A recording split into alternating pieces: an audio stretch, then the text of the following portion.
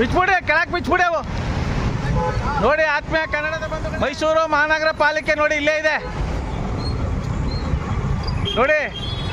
ಮೈಸೂರು ಮಹಾನಗರ ಪಾಲಿಕೆ ಇದೆ. ಮೈಸೂರು ಮಹಾನಗರ ಪಾಲಿಕೆ ನೋಡಿ. ಆಂಗ್ಲ ಭಾಷೆ, ಕನ್ನಡ ಭಾಷೆ ಕೆಳಗಡೆ ಇದೆ, ಆಂಗ್ಲ ಭಾಷೆ ಮೇಲಿದೆ. ನಾವು ಏನಾರು ಇವ್ರಿಗೆ ಯಾವ ರೀತಿ ಬುದ್ಧಿ ಹೇಳ್ಬೇಕು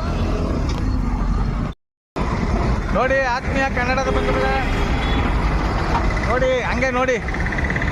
ಮೈಸೂರು ಮಹಾನಗರ ಪಾಲಿಕೆ ಎಲ್ಲಿದೆ ನೋಡಿ. ಇದೆ ಮೈಸೂರು ಮಹಾನಗರ ಪಾಲಿಕೆ ಕಚೇರಿ ಸರ್ಕಲಲ್ಲಿ ನೋಡಿ. ಈ ರೀತಿ ಆಂಗ್ಲ ಭಾಷೆ ಹಾಕೊಂಡು ನೋಡಿ.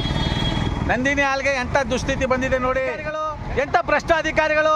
ಇವ್ರೊಟ್ಟಾಗ ಅನ್ನ ತಿಂತಾರೋ ಮಣ್ಣು ತಿಂತಾರೋ. No English, only Kannada. This is Karnataka. Siddaramaiah ಅವರೇ ನೋಡಲ್ಲಿ, ದಿಸ್ ಇಸ್ ಕರ್ನಾಟಕ ನೋಡಿ. ಸಿದ್ದರಾಮಯ್ಯ ಅವರೇ, ದಿಸ್ ಇಸ್ ಕರ್ನಾಟಕ ಅಂತ ಹೇಳಿ ನೀವು 1.5 ವರ್ಷ 2 ವರ್ಷ ತುಂಬೋಯ್ತು. ಆದ್ರೂ ನಿಮ್ಮ ಸ್ಪರ್ಧೆ ಮಾಡಿ ಮುಖ್ಯಮಂತ್ರಿ ಆಗಿರ್ತಕ್ಕಂಥ ಕ್ಷೇತ್ರದಲ್ಲಿ ಆಂಗ್ಲ ಭಾಷೆಗೆ ಎಷ್ಟೊಂದು ಒತ್ತು ಕೊಟ್ಟಿದ್ದಾರೆ. ಕನ್ನಡ ಭಾಷೆಯನ್ನು ಕೆಳಗಡೆ ಇಲ್ಲಿ ನೋಡ್ರೆ, ಎತ್ತು ತಾಯಿಗೆ ಅರಕಲ್ ಸೀರೆ, ಪಕ್ಕದ ಮನೆ ತಾಯಿಗೆ ಜರ್ಪರಿ ಸೀರೆ ನೋಡಿದೆ ಮೈಸೂರು ಮಹಾನಗರ ಪಾಲಿಕೆ. ಇಲ್ಲೆಲ್ಲ ಇರೋರು ಯಾರು? ಆಯುಕ್ತರೇ ಬನ್ರಿ ಈಚೆ. ಯಾರೇ ಕನ್ನಡ ಸಂಸ್ಕೃತಿ ಇಲಾಖೆ ಸಂಬಂಧಪಟ್ಟ ಅಧಿಕಾರಿಗಳು ನಗರದ ಹೆಸರು ಹಾಳು ಮಾಡ್ತಾ ಇದ್ರೆ ನಿಮ್ಮ ಜನ್ಮದ ಬೆಂಕಿ ಹಾಕವ್ರೆ. ಪುಕ್ಷಟ್ಟ ಸಂಬಳ ತಗೊಂಡು ಎ ಸಿ ರೂಮಲ್ಲಿ ಕೂತ್ಕೊಂಡು ಗುಲಾಮ್ಗಿರಿ ಕೆಲಸ ಮಾಡ್ಕೊಂಡು ಎಂಜಿಲ್ ಕಾಸಿಗೆ ಲಂಚ ತಿನ್ಕೊಂಡು ಈ ರೀತಿ ಆಂಗ್ಲ ಭಾಷೆ ಹಾಕಿಬಿಟ್ಟಿದ್ರೆ ಮಣ್ತಿಂದರಿಯೋ ನೋಡಿ.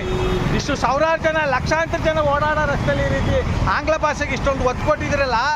ಎತ್ತು ತಾಯಿಗೆ ಅರ್ಕಲ್ ಸೀರೆ, ಪಕ್ಕದ ಮನೆ ತಾಯಿಗೆ ಜರ್ಪರಿ ಸೀರೆ ಅಂತ ಮಾಡ್ತಾ ಇನ್ನೂ ಯಾವ ರೀತಿ ಬೈಬೇಕ್ರ್ಯಾ?